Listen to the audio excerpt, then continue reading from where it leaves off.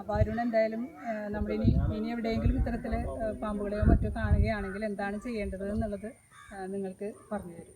പാമ്പിനെ കണ്ടു കഴിഞ്ഞാൽ എവിടെയെങ്കിലും പാമ്പിനെ കണ്ടു കഴിഞ്ഞാൽ ചെയ്യേണ്ട ഒരു കാര്യം എന്ന് പറഞ്ഞാൽ വനം വകുപ്പിൻ്റെ കീഴിൽ ഡെവലപ്പ് ചെയ്തിരിക്കുന്ന സർപ്പ എന്ന് പറഞ്ഞൊരു ആപ്ലിക്കേഷൻ ഉണ്ട്. അത് നമ്മൾക്ക് ആൻഡ്രോയിഡ് ഫോണുകളിലും ഉപയോഗിക്കാവുന്ന രീതിയിൽ മലയാളത്തിലും ഇംഗ്ലീഷിലും ഭാഷ തിരഞ്ഞെടുത്ത് നമുക്കത് ഉപയോഗിക്കാം. അത് ഡൗൺലോഡ് ചെയ്യാൻ നിങ്ങൾക്കൊരു ഫേസ്ബുക്ക് ഉപയോഗിക്കുന്ന പോലെ തന്നെ ഒരു പ്രൊഫൈൽ ക്രിയേറ്റ് ചെയ്ത് അതിനകത്ത് ഭാഷ തിരഞ്ഞെടുത്ത് നിങ്ങളുടെ ഇമെയിൽ ഐഡിയോ ഫോൺ നമ്പറോ അതിനകത്ത് അറ്റാച്ച് ചെയ്ത് നിങ്ങൾക്ക് ഉപയോഗിക്കാവുന്നതാണ്.